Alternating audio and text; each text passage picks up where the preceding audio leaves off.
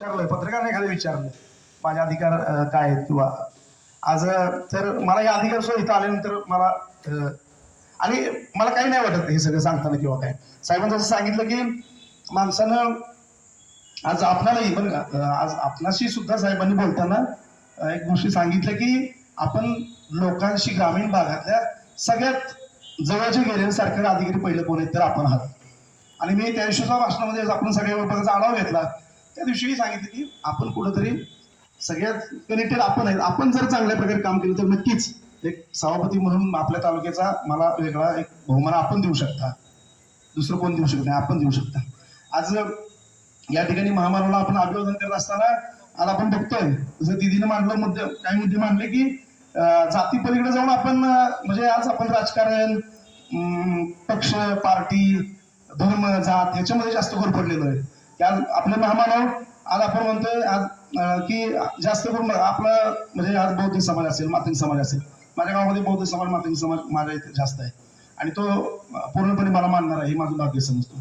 आज तरी सुद्धा आज आम्ही चांगल्या प्रकारे मी समाज मंदिर 2 समाज मंदिर पोंढऱ्यामध्ये बांधली, दोन्ही समाज मंदिरामध्ये चांगल्या प्रकारे आम्ही जयंती साजरी करतो. त्यांचे विचार जास्ती असतं लोकांच्या पर्यंत कसे पोहोचतील काय पोहोचतील ते आम्ही बघतो. अगदी मी अशोकला विचार अशोक असेल संदीप असेल मी साहेब बालवाडीत असताना पहिलीत असताना दुसरीत असताना मी आम्ही संदीपच्या घरी अशोकच्या घरी आम्ही जेवण एकत्र करायचो, ते आमच्या घरी एकत्र जेवण करायचे. आज हे समाजाला माणूस म्हणून पहिल्यांदा आपण जगलं पाहिजे.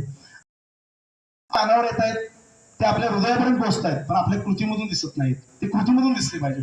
आणि ती कृती आपण कुठलं आडनाव म्हणजे गाडे चोरगे कांबळे किंवा असं संसार ह्या आडनावामध्ये किंवा ह्याच्यामध्ये न घोरपडता म्हणजे बाबासाहेब आंबेडकरांनी जे आपल्याला भारतासाठी अख्ख्या जगासाठी जे विचार दिले त्या विचारांमुळे आपण खऱ्या अर्थानं आपण आपलं रोजचं आचरण असलं पाहिजे, रोजची आपली दिनचर्या असली पाहिजे. साहेब आपण एक आवर्जून या ठिकाणी आज या ठिकाणी प्रतिमा दुर्गुण आपण आपल्याला दुर्गुण प्रत्येकाचे दुर्गुण नक्की असतात, माझ्याही दुर्गुण आहेत. त्यातला मी मनोमनी एक दुर्गुण वर्षभरामध्ये एक विचार अगदी आवडून सांगतो. संविधान तर मी वाचन करणार रोज रात्री 12 वाजता ते 1 वाजता तमाशाचा नारळ फोडतोय, नाटकाचा नारळ फोडतोय, ते एका दुसरा तमाशाचा रोज नारळ एवढं मी या ठिकाणी आवडून सांगतो. आज दिदीनं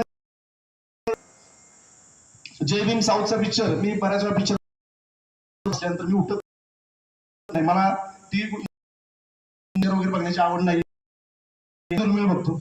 पण आज जय भीम का तर आपण या ठिकाणी छत्रपती शिवाजी महाराज की जय म्हणत असताना भारत माता की जय त्याचबरोबर जय हिंद जय महाराष्ट्र म्हणून जय भीम पिक्चर आज आपण बघितला ना बरोबर तो चंद्रू नावाचा 8-9 महिन्याचं बाळ पोटात घेऊन तिच्या नवऱ्याला खोट्या चोरीच्या गुन्ह्यामध्ये ती दलित समाजाची महिला आहे, ते दलित समाजाचं कुटुंब आहे.